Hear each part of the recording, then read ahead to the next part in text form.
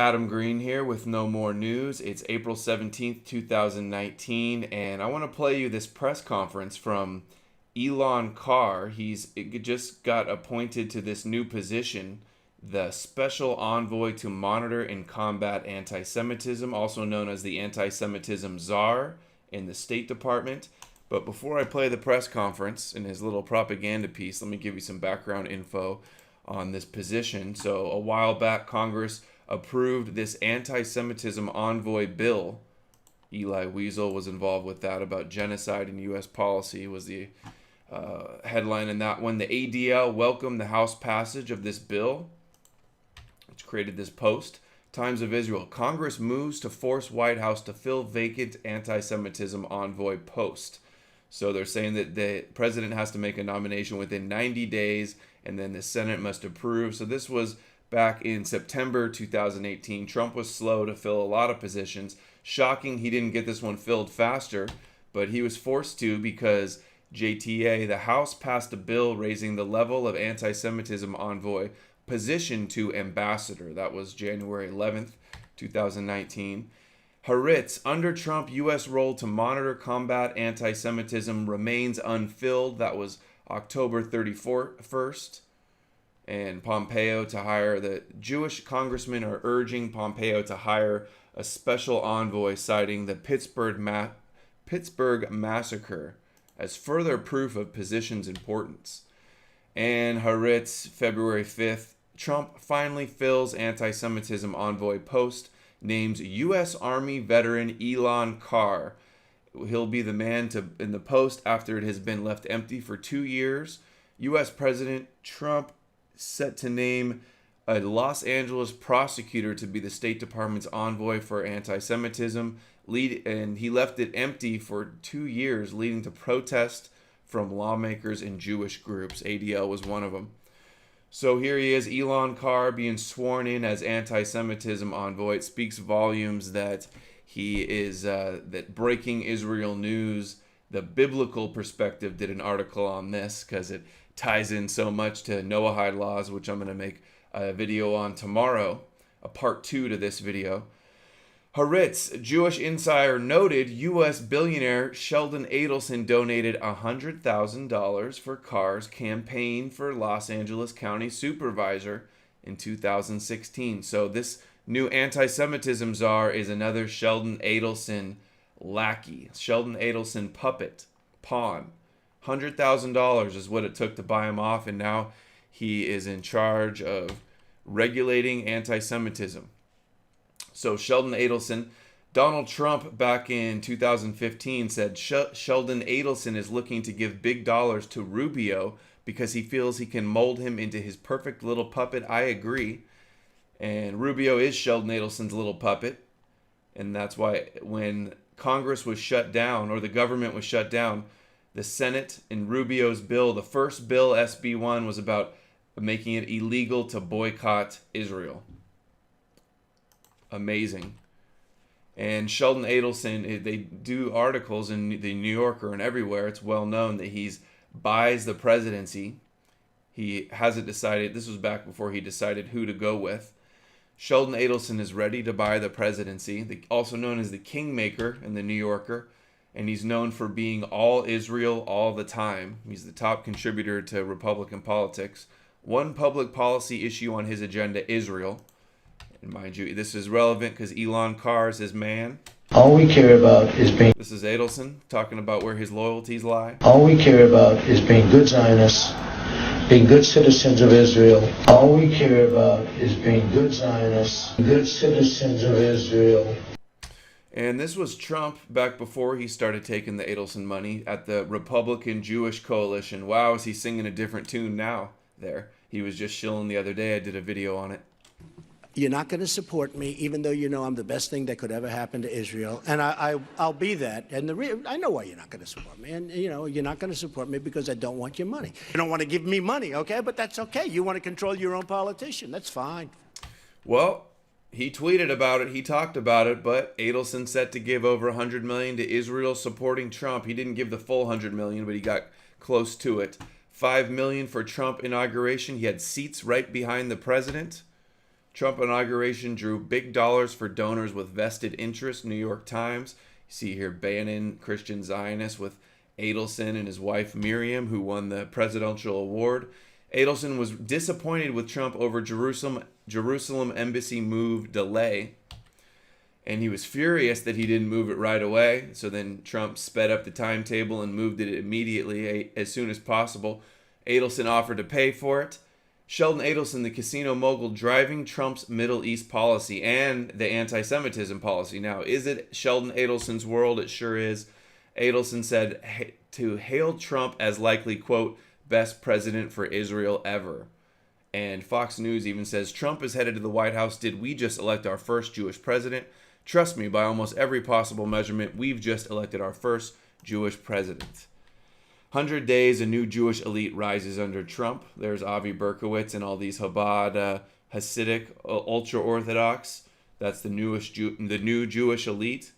And it's Donald Trump's New World Order, reminding you of Bush's New World Order. And you see Israel on top of the flags there. And the kingmaker, Adelson, it says here, the single person to whom both the Prime Minister of Israel, it's Netanyahu, and the President of the United States owe everything. They owe him everything. Okay, so now we got some background on who's funding Elon Carr and what this position is about. Here's this little propaganda piece they put out recently about what he's going to be doing with this new anti-Semitism envoy. Anti-Semitism, sadly, is a story that so many Jewish families have internalized and digested, which is why now I'm so proud to internalize. All I ever hear about in the news is anti-Semitism everywhere. They claim everything's anti-Semitism, and you're saying it's internalized now? Represent the United States of America in fighting this ancient human sickness. Again, it's ancient viral disease, a plague, it will never die. Ancient disease, it's been around for thousands of years, followed them all over the world, but it's just everybody else's fault. But I've gone there before, I'm not going to get into that right now. Continuing. I'm Elon Carr, I'm the United States Special Envoy to monitor and combat anti-Semitism.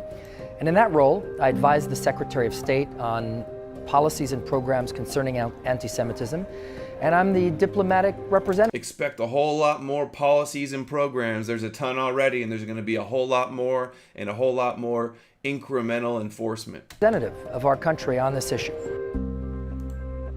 Anti-Semitism is defined as hostility toward or prejudice against Jews, either the Jewish people or the Jewish religion. We've seen manifestations of anti-Semitism through the ages. It can be denying or minimizing the... Or it could be a fake swastika hoax crime, which there's a ton of, or the bomb threats that were called in by the Israeli that made thousands of fake bomb threats. The Holocaust. It could be acts of violence against Jews. We're seeing that, sadly, a lot. Attacks on Jews because they're Jews. It can be attacks on Jewish institutions. It could be hate speech. It can be demonized. There's no such thing as hate speech. Hate speech is just speech that you hate. I'm offended by a lot of stuff online. I don't run around trying to get it shut down, calling it hate speech. If it's an incitement to violence or it's defamation, then go after it with the court of law. But hate speech is a subjective, selective enforcement, arbitrary term. Demonization of the state of Israel, or the denial. Okay, this is important. Delegitimization of the state of Israel. It can be attacks on Jewish institutions. It could be hate speech. It can be demonization of the state of Israel, or the denial of the Jewish people its right to self-determination in its ancient homeland. And so their right to do whatever they want in Israel, and you can't criticize it. And that's what we're fighting against. Anti-Zionism is anti-Semitism. Certainly one can... Anti-Zionism is anti-Semitism, so there's just no criticizing Israel at all. Got it, guys? Anti-Zionism is anti-Semitism. Certainly one can criticize any country. Israel is no exception. But if that criticism is unfair, or if the criticism is different than the criticism leveled against any other country, for example, if Israel is criticized for exercising its inalienable right to defend itself from the onslaught coming from Gaza or from Hezbollah, then that's a double standard. And a double standard is not fair criticism of Israel. A double standard is defined as anti-Semitism. double standard anti-Semitism. So if it's the what about them argument. As long as there's any other crimes going on in the world, any other injustice, they just point the finger and go, well, don't talk about us, talk about that, talk about everything else. Don't look here. Doesn't matter. And there's so many different ways that they define anti-Semitism. Here's the ADL. What is anti-Israel, anti-Semitic, anti-Zionist? Well, they conflate everything together and basically no criticism at all whatsoever. They always like to say, oh, sure, of course you can criticize, but you can't say this or this or this or this or this. Like Israel denied the right to exist. They can argue BDS denies them the right. Any criticism, it delegitimizes them and it denies them the right. I've seen it. Here's his press conference now.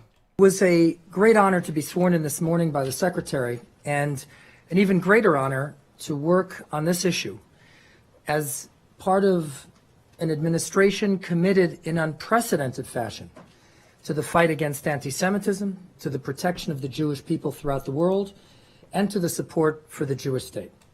So, protecting the Jewish people, kind of like how Pompeo says, God sent Trump to save Israel. As a Christian, I certainly believe that's possible, the Secretary of State said when asked whether the president had an explicitly divine mission. Trump is here to save the Jews. Not America first, not MAGA. He's here to save a foreign country. And we got Michelle Bachmann saying, quote, never seen a more godly biblical president. And Judge Jeanine was on Fox News saying that he's fulfilling prophecy. He is like King Cyrus, like Netanyahu compared him to Cyrus as well, who allegedly helped them rebuild the Second Temple. Okay, continuing on. And our priorities as we go forward will be to address the growing attacks against Jewish communities that we're seeing throughout many parts of the world. A recent survey shows that nearly 80% of the Jews of Europe regard anti-Semitism as a growing problem in their country.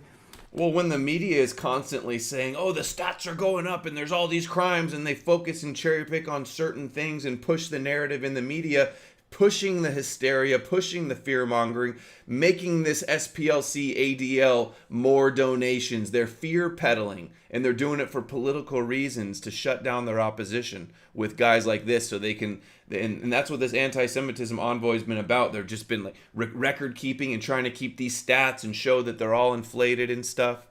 Continue. Oh, and notice, I don't know if this was just by chance, but the nice little seal of Solomon here in the stars is very visible for this speech. And are afraid for their safety. So our concern is going to be, first of all, to reduce the feelings of insecurity among Jewish communities throughout the world. Oh, we're going to make the whole world feel safe. Jews are going to feel safe around the world. Forget the white people, forget all the other races. It's just, we're going to take care of this one special people. They're totally unique. They're separate from it. We can't pass laws and have just anti-racism or anti-discrimination envoys. It has to be special. Special. Second of all, we're going to be looking at the indoctrination of anti-Semitic hate in the next generation. So in those... Maybe they should look at the indoctrination of Gentile hate or Jewish supremacy. They don't ever do that, do they? No, when you talk about that, even though there's overwhelming evidence there, they just call you a supremacist with the psychological projection and inversion. Anti-Semitic hate in the next generation. So in those countries and in those regions where textbooks are purveying anti-Semitic hate to children, that's going to be a top focus as we go forward. So they're going to be taking control of all the textbooks around the world so they can teach their versions of history, and their narrative is the official narrative? We are going to focus relentlessly on eradicating this false distinction between anti-Zionism and anti-Semitism. Relentlessly. I've been saying this for a while. I did documentaries months ago about it, the truth about anti-Semitism. I've been talking about these anti-Semitic things, almost beating a dead horse, and now they're saying it from the anti-Semitism czar saying it in his own words. Relentlessly going to make this distinction, this false distinction, that anti-Zionism is not anti-Semitic. eradicating this false distinction between anti-Zionism and anti-Semitism. The Secretary could not have been clearer. He stood before 18,000 activists at the AIPAC Policy Conference just 2 weeks ago, and he declared, I quote, "Let me go on the record, anti-Zionism is anti-Semitism." So friends, let me go on record. Anti-Zionism is anti-Semitism. Huge applaud line for that one. We saw this coming.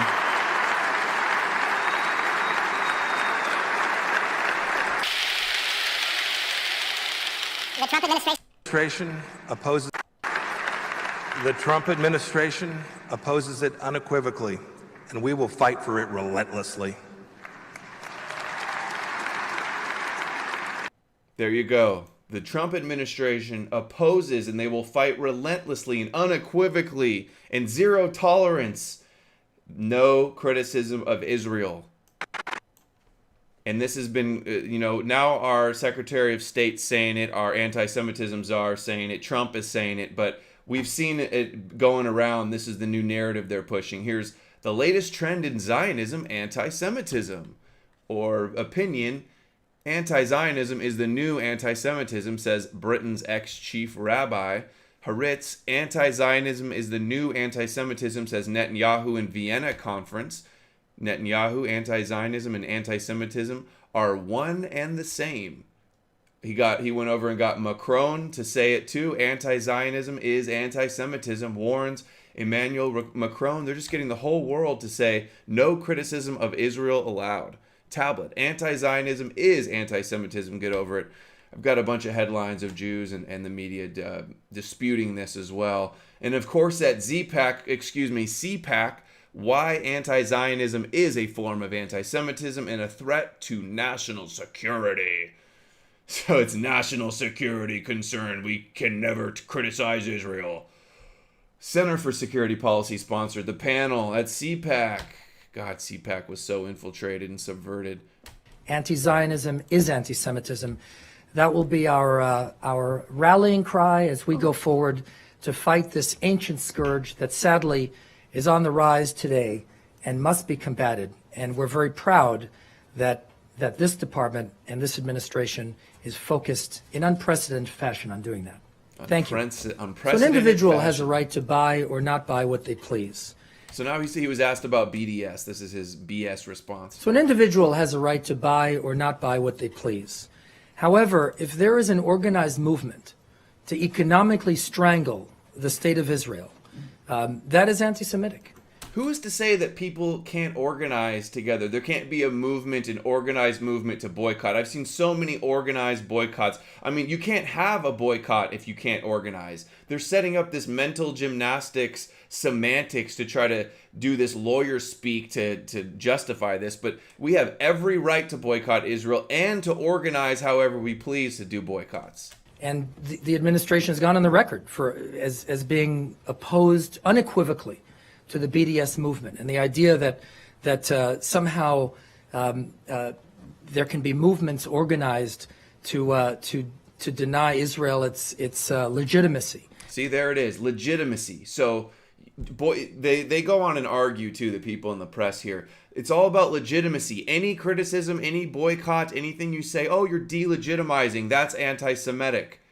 It's the semantics games they're playing. And not to allow Israel to participate in economic commerce in the world. Sure, that is. Hatred of the Jewish state is hatred of the Jewish people. And that's something that's very clear. And that. So if you criticize Israel, they call it hatred. Any criticism at all is hatred. And then it's hate speech. And then that means you hate Jews too. So it's just like boop, boop, boop. That is our policy. Well, but so you're convinced that BDS is actually hatred of the Jewish state and not just opposition to the government of the Jewish state's policies. So like I said, a person can decide what they want to buy. But if there is a movement that is dedicated to strangling the Jewish state out of existence, that is anti-Semitism. Okay, last. See, so they say BDS is strangling them out of existence. Why blowing them off the map, wiping them off the map, all this stuff. It's just like, no.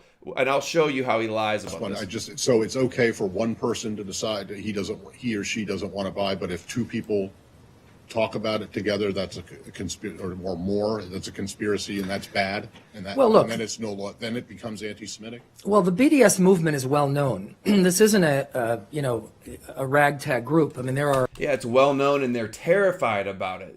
The Al Jazeera documentary about the Israeli lobby, there's plenty of undercover footage of them saying, oh, this snuck up on us, and this is bad PR, and this is hurting. It's not hurting them financially, but it could. And it's all about the branding and people's view of it. There are international organizations, there are websites, it's organized, and the stated goals are clear. Oh my God, there's no organization, no websites allowed to do anything against Israel, or they're going to shut it down. And the stated goals on the website of the BDS. Okay, this is the big lie. The stated goals on the website. And the stated goals on the website of the BDS movement is to deny the state of Israel economic prosperity and to deny legitimacy, and that is anti-Semitism. See, legitimacy. So anything you say, I could say, oh, Israel doesn't do this. Oh, you're saying that's illegitimate. You're saying they're not legitimate. And then he goes, it's on their website. So here's the BDSmovement.net. And then he says, oh, it says on their website that they want to hurt them economically. That's the point of a boycott. Punish them, put pressure on them, nonviolent protests to force them to comply with international law. That's what this is about. So BDS says here, God, the boycott, divestment, sanctions movement works to end international support for Israel's oppression of Palestinians and pressure Israel to comply with international law. That's what it says. Totally legitimate. And it says South African anti-apartheid, right? Inspired. So this is how they brought down South Africa, was with boycotts and sanctions. And it's funny, the Israeli lobby is always lobbying to have and advocating for sanctions on other countries, but no, they're going to shut it down and make it illegal for people and companies to decide in America that they choose to not do business with a foreign state. So that's a big fat lie that he got caught in. Just to follow up on Matt's question, do you make a distinction between boycotting Israel per se and boycotting products that are produced in the settlements that's considered illegal under international law?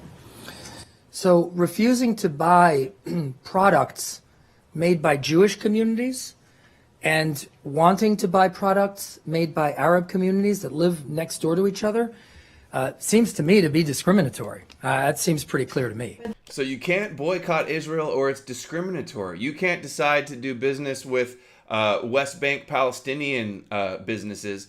You have to buy from the Israeli companies in the settlements and the illegal settlements too, or it's discrimination. No. God, they got it so bad. This is settlements. Settlements under international law is illegal. So I'm trying to figure out from a legal point of view. Do you see that, okay, is it considered? Like I said, if two communities are living side by side and one refuses to buy from Jews and one wants to buy from non-Jews, I think that's pretty clear what that is.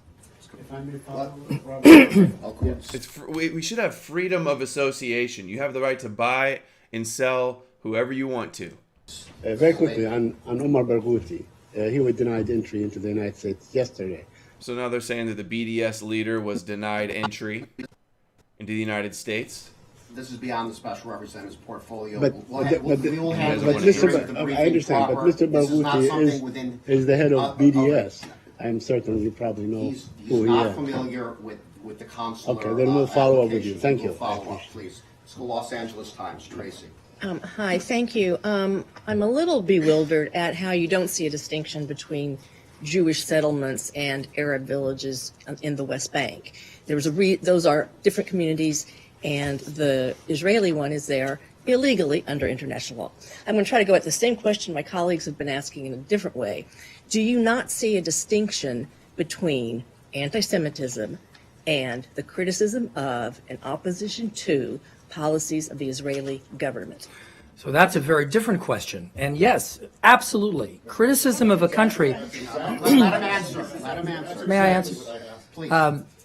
Criticism of the policies of any country whether it's the state of Israel or of the United States, is entirely proper and can't be regarded as being inappropriate. However, as you may know, the International Holocaust Remembrance Alliance definition of anti-Semitism gives as a specific example the application of double standards to the state of Israel. And so if Israel is criticized in a way that no other country in a similar circumstance is criticized, yes, that is anti-Semitism. So he doesn't answer her question. She asked, how do you not see the difference between illegal settlements and he says criticism of the state of Israel, the policies of the government. And he says, well, the International Holocaust defines anti-Semitism as the double standard thing again. So again, you can't criticize us because there's something else going on somewhere else in the world. This double standard is such a non-argument. Imagine being in court and say that you're wanted for murder and you just stand up and go, there's other murders in the world, so don't talk about my murder. And this idea that the International Holocaust Remembrance Alliance gets to define anti-Semitism for the whole country doesn't seem right to me. And they have all this same language with the double standard. This is right, word for word, the same thing they have on the State Department, U.S. State Department, the Global Anti-Semitism Review Act. That was back in 2004 when they started tracking all this kind of stuff. And the Special Envoy to Monitor and Global Anti-Semitism Review Act, defining anti-Semitism, U.S. Department of State. So, no targeting of the state of Israel is considered anti-Semitism. So you can't target. That means you can't criticize. You can't say that they're conspiring to harm humanity. So even if they are conspiring, you're not allowed to say it because it's anti-Semitic. When things go wrong, they can't ever be blamed for it. And you're not allowed to use any things that they say are canards or tropes or stereotypes or negative character traits. So they just can get away with anything. You can't, if they can be greedy, you can't call them greedy because that's a stereotype. Even if they are being greedy, you can't call it because it's a stereotype that they got over thousands of years. It's circular logic, and it's just all these twisted ways of getting it so they can't be criticized. Another one is, again, with the stereotypes, you're not allowed to talk about power. So no matter how much power they have, how much over-representation, how much bragging that we're just jealous of their success, we're not allowed to talk about their power.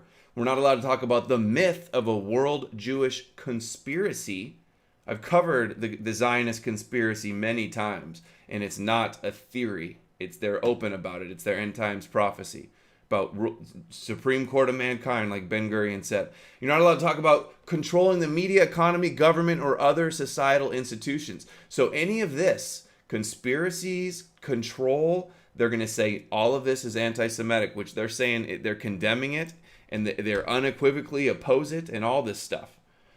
Claiming that Israel is racist, you're not allowed to do that. Whether they're racist or not allowed to compare them to Nazis, not allowed to use any symbols, not allowed to talk about loyalty to Israel or to priority of Jews worldwide than interest of their own nations. So just can't criticize them for anything. This double speak, how they go, sure, you could criticize, but then they have all these stipulations and terms. And then they're clear to say here, anti-Semitic acts are criminal when they are defined so by law. So it's not law here quite yet, but they already got it defined for when they want to make anti-Semitism illegal. They'll use this definition. And they're always dismissing everything as conspiracy theory, anti-Semitic, and it's conspiracy theory. The 1-2 knockout punch. So these definitions have already been in bills that are into law. Obama signs anti-BDS bill into law. This was in 2015. For EU anti-Semitism, it's HR 672, Combating European Anti-Semitism Act of 2017, became law. Obama signed it. Here it is, and it's the same language, same as this Holocaust group, and same as on the State Department, talking about loyalty, talking about or even acts wrongdoing. So they can't be responsible for any wrongdoings, for real or imagined wrongdoings as a group, demonizing, dehumanizing, stereotypical allegations. So Not allowed to talk about power as a collective or any conspiracy. This is the law. This is anti-Semitic to talk about facts and statistics. And then they talk about how urgent need to protect all these things and not allowed to. It's the exact same language, word for word, across all of these different places. And then they got to do all this tracking in Europe so they can justify more crackdowns. Also, there was House Res 72. This was rejecting anti-Israel and anti-Semitic hatred in the United States and around the world by Lee Zeldin, a ZOA puppet. We're not a puppet, but proud member. And one of these terms we see a lot here is the loyal to Israel. We're not allowed to talk about their loyalty to Israel. Here's Dershowitz, Epstein Dershowitz on Trump's favorite show, Fox and Friends, or Fox 5 is his favorite show, talking about it. The assumption that Jews always have a dual loyalty and that they only support Israel is a form of anti-Semitism and has to be resisted. There is also a canard that's out there, very big, about loyalty. Canard. The Jews are not loyal to their community, but not loyal to their country. 30% of the American people to this day believe Jews are more loyal to Israel than the United States. In Europe, it's 60, 70%. In Poland, 60% believe that there are 10,000 Jews are not loyal to Poland. In Norway, the 5,000 Jews, it's 70%. So that's a canard which goes to the essence that you can't trust Jews, you can't rely on them. Yeah, Abe Foxman from the ADL says that, oh, yeah, we don't have any loyalty. The ADL, formerly of the ADL B'nai B'rith, the secret society, Jewish secret society, the oldest Jewish service organization in the world. They got lodges and stuff like Freemasons, and they are committed to the security and continuity of the Jewish people and the state of Israel. But no, they don't have any loyalty to a foreign country. You're not allowed to say that. That's hateful. That's anti-Semitic. And then we even have the Jewish chair at Wake Forest, Barry Trachtenberg, went in front of Congress and refuted this idea that it's anti-Semitic to say that they're more loyal to Israel. When we think about the State Department definition, which seeks to codify what anti-Semitism is, the State Department definition claims that stating that a particular Jewish person has more loyalty to the state of Israel than they do to their own country is necessarily an example of anti-Semitism, where the truth is that that's one of the fundamental premises of Zionism. And if you go back and look at the statements, say, of Theodor Herzl, who's wrote really what's considered the founding text of Zionism, he argued very clearly that Jews are one people, and therefore it's useless for them to be patriots to the countries in which they reside. Jews are one people, and therefore it's useless for them to be patriots to the countries in which they reside. So there's times when a statement like that is contained in the definition of the State Department would actually undermine the founding premises of Zionism itself. No, they're continuing to have it both ways, though. It's a fundamental principle of Zionism, according to Theodor Herzl, that Jews are one people and that you do have loyalty to Israel, but then they're going to say we're not allowed to talk about the loyalty. And then, so they had this Lee Zeldin was trying to pass this condemning anti-Semitism bill because Ilhan Omar dared to acknowledge that AIPAC exists and has a lot of influence in Congress and that money buys influence in Washington, and she mentioned dual loyalty too, and they sure vindicated her with the outrage that they had. And then they did a procedural maneuver. The GOP in the House elevates anti-Semitism as a political issue. They tacked it on to some other bill. And then there was also this bill, House Res 41, rejecting white nationalism, white supremacy. This was in response to Steve King, I believe his name is. And in this bill, the anti-white supremacy bill, they literally say that Jewish interests that dominate the government referred to as the Zionist-occupied government, or ZOG, the media, banking, and entertainment industries. So you're not allowed to talk about this. They're going after it. And this bill, too, that you can't talk about Zionist-occupied government. And another definition, Huffington Post here, Abe Foxman, you just saw a second ago, conspiracy theories, anti-Semitism, and the delegitimization of Israel, all their buzzwords and conflating things to silence all criticism. And delegitimization, the 3 Ds, is the test to see if it's anti-Semitic or not, according to this head of Jewish agency. The 3 Ds are delegitimization, demonization, and double standards. Again, so you're not allowed to criticize, not allowed to criticize, not allowed to criticize. They think they're so smart with this, but I mean, it's so obvious. New definition, delegitimization of Israel or holding it to a double standard are actions that would be deemed anti-Semitic. Man, that was like the worst stutter I've ever done.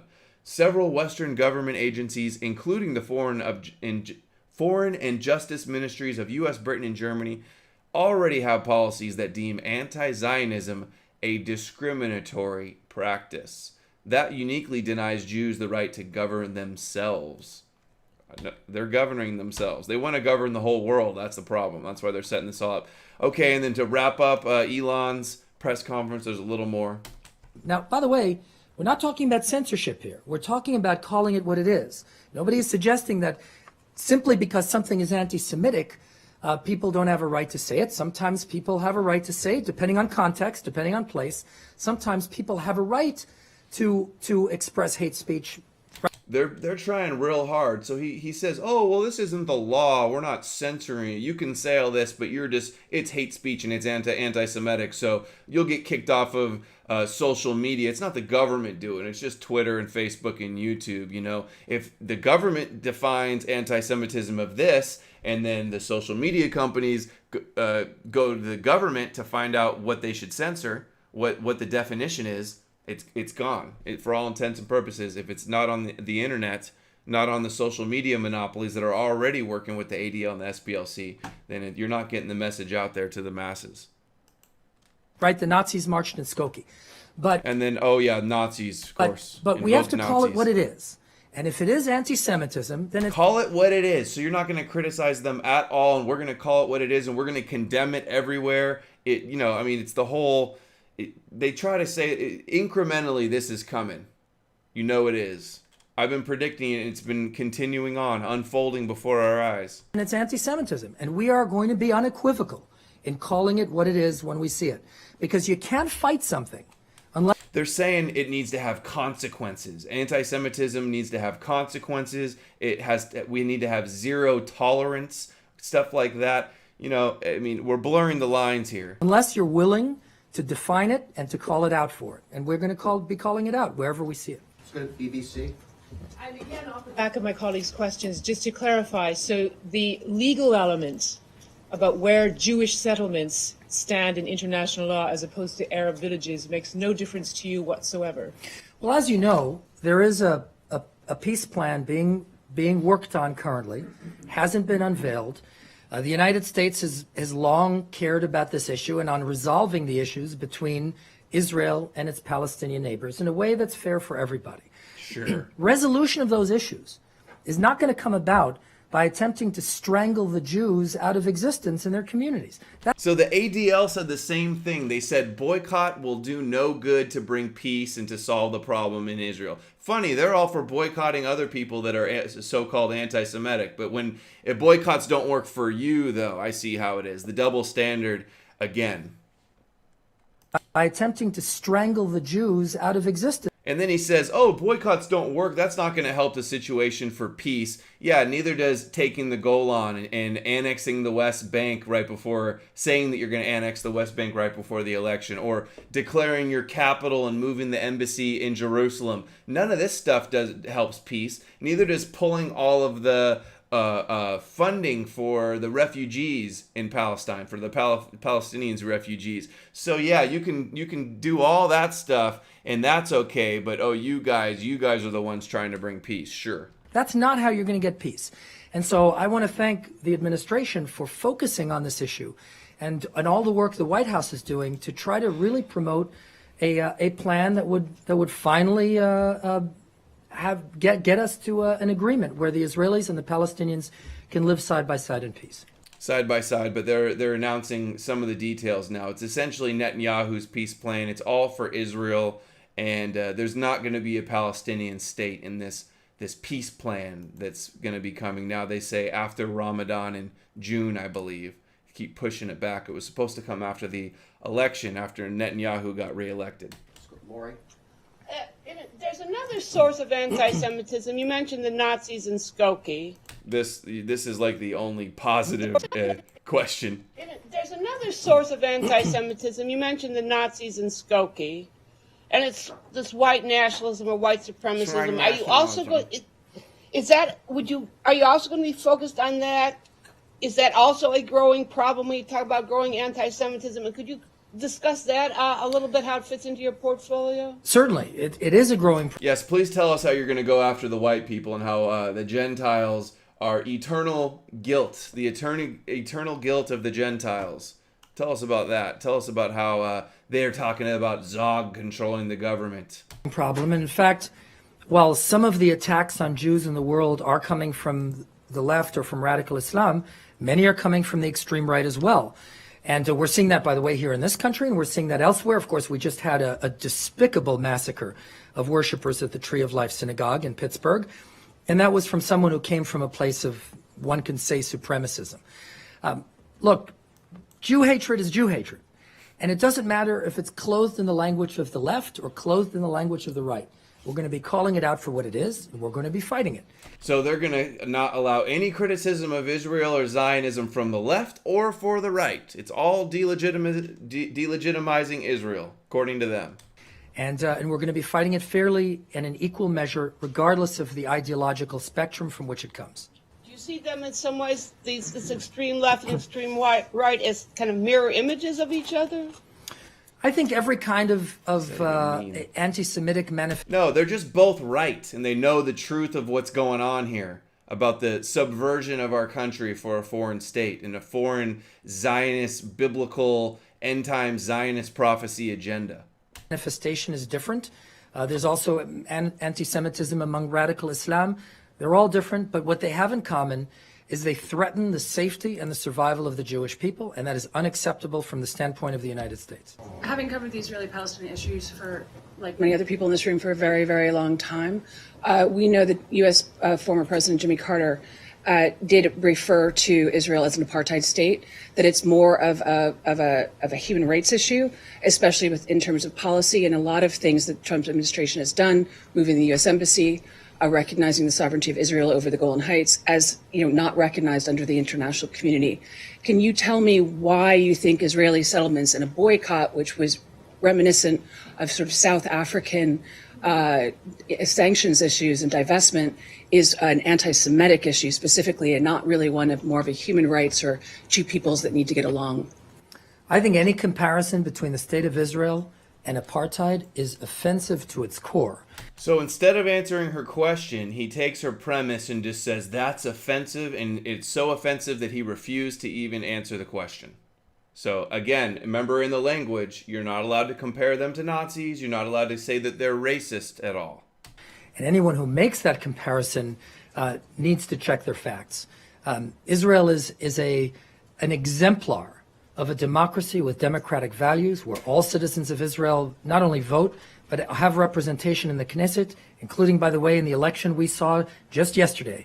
And so any notion that the state of Israel, which is a shining example of a democracy and a shining example of an American ally, one of our best allies, any suggestion that the state of Israel in any way, even remotely, reflects apartheid is offensive. One more. We're done. Well, Jimmy Carter said it. Is he an anti-Semite? Are you offended by him? We're done. Thanks for now. Thank you. We're done. Question? Thanks. And then he runs away, no more questions. So democracy in the Middle East. This racist new law makes me ashamed to be Israeli. The Jewish state law, Haaretz. It's not racism, it's Jewish law. It's systematic. Netanyahu reported to say legal system in Israel based on the Talmud. As Jews, we reject the myth that it's anti-Semitic to call Israel racist. That's the Independent. Netanyahu says Israel is, quote, nation state of the Jewish people and them alone. Does that sound like a democracy to you? Choosing not to veto Obama lets anti-settlement resolution pass at UN Security Council. So these settlements that are all over the West Bank have been voted illegal by the world, by the United Nations many times. For a long time, the United States was vetoing these resolutions to protect Israel because the U.S. has veto power. But over Obama's UN ambassador on the way out decided she abstained from voting. She didn't veto, and they allowed it to pass. So Elon Carr is a Sheldon Adelson puppet. He's cracking down on any criticism of Israel so they can get away with anything they want with impunity. And why do they need to put all this in place? Seems like they're trying to implement, as part of their Zionist endgame, they're trying to implement no criticism of Israel, one, so they can get away with whatever they want, and two, so that this is partly implementing Noahide laws, where you cannot criticize the temple, the rabbis, the Torah, the Jewish state, the Jewish people. You're not allowed to criticize any of it in this new Noahide world religion, new world order. I'm going to get into that in part 2 tomorrow, where I'm going to talk about how Elon Carr recently met with Trump and Jewish groups. And here, I'll show you the little detail here. Elon Carr, the State Department's anti-Semitism envoy, and Rabbi Levi Shemtov, who directs American Friends of Lubavitch, Chabad, just met recently. And I'm going to cover that tomorrow in part 2, so stay tuned for that. I'm Adam Green with No More News. Thank you for watching. Make sure to like, share, subscribe, hit the notification bell. If you want to support content like this, this content is valuable to you and you want to see more of it, check out in the description box below for the PayPal and Patreon links. No More News is 100% listener funded. I can't do it without you, and every dollar helps. That's all for now. I'll see you guys tomorrow with part 2. Take care. Have a good night.